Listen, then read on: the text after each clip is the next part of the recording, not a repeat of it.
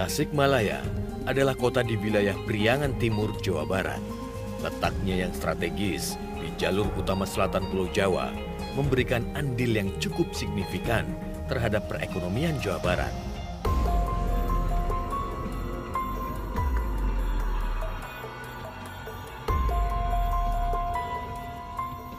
Tak heran, Presiden Joko Widodo membangun Bandara Wiryadinata dan meresmikan di tahun 2019.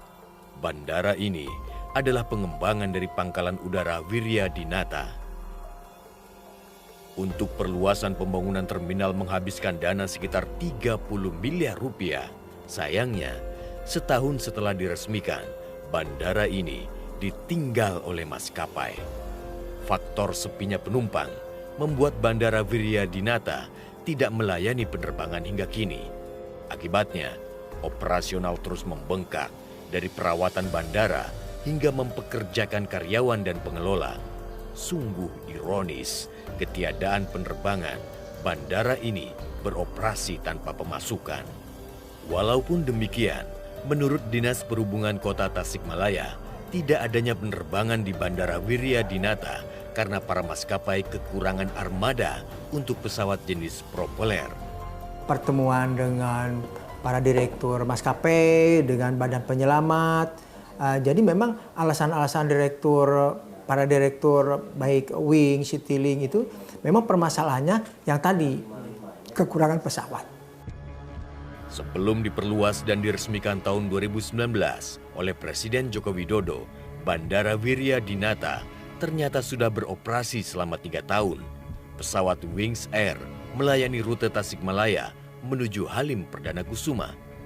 Melihat data load factor di Bandara Wiryadinata mulai tahun 2017 hingga 2019, bandara ini ternyata sudah melayani 85.022 penumpang hingga akhirnya keadaan berubah menjadi sunyi tanpa penerbangan.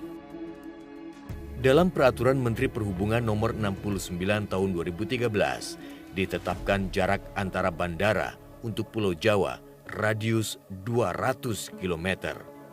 Namun tanpa disadari, pemerintah melanggar peraturan yang dibuatnya.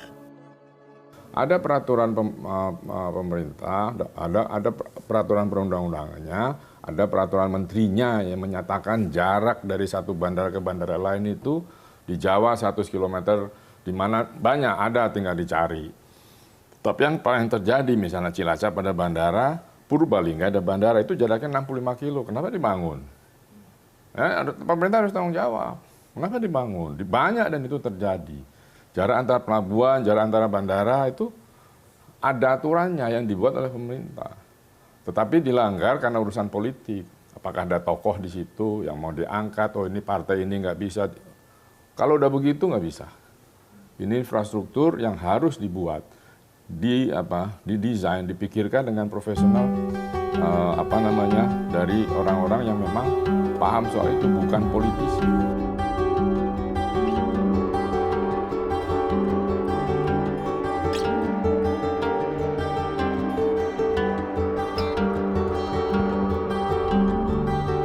Bandara lainnya hanya berjarak 172 km dari Tasikmalaya. Bandara Jenderal Besar Sudirman di Purbalingga diresmikan pada tanggal 21 Juni 2021.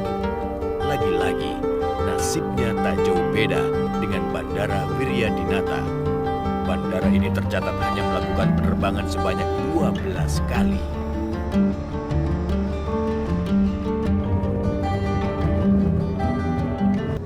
Inilah runway dari Bandara Jenderal Besar Sudirman yang ada di Purbalingga yang diresmikan pada tanggal 1 Juni 2023. Runway ini dibangun dengan biaya 300 miliar rupiah oleh pemerintah yang dikhususkan untuk penerbangan komersil dari Purbalingga ini menuju ke bandara-bandara di Pulau Jawa. Namun saat ini kondisinya sepi tanpa penumpang ini dikarenakan memang tidak ada potensi dan juga tidak ada minat penumpang yang ada di sekitaran Banyumas Raya ini. butuh dana 350 miliar bagi pemerintah melalui Angkasa Pura untuk membangun terminal dan runway bandara ini. Dalam pembangunan tahap pertama, 1.600 meter runway disiapkan untuk pesawat jenis propeller dan ATR. Meski dengan biaya yang tidak murah, kondisi bandara ini jauh dari harapan. Sebetulnya, upaya penyelamatan agar maskapai tetap beroperasi sudah ditempuh oleh 5 kabupaten di wilayah Banyumas Raya. Skema yang dilakukan adalah dengan mekanisme block seat. Setiap Pemda diwajibkan membeli kursi pesawat untuk keperluan perjalanan dinas.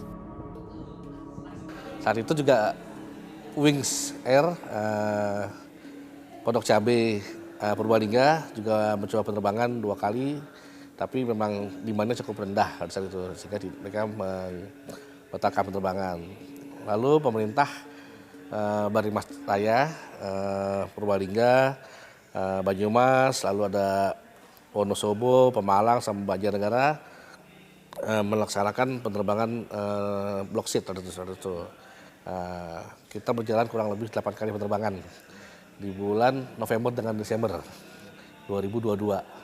Alhamdulillah berjalan lancar semuanya, tapi harapan kami kan bukan itu ya. Harapan kami justru menciptakan penerbangan yang berkesinambungan, berkelanjutan. Pembangunan infrastruktur bandar udara seharusnya tidak serta-merta dibangun tanpa kajian. Provinsi Jawa Tengah tanpa disadari telah mempunyai 6 bandara komersil dengan jarak saling berdekatan untuk ukuran sebuah bandar udara. Pilihan moda transportasi juga begitu lengkap. Masalahnya kemudian adalah sampai kapan bandara tanpa penumpang terus merugi. Jelajahi cara baru mendapatkan informasi. Download Metro TV Extend sekarang.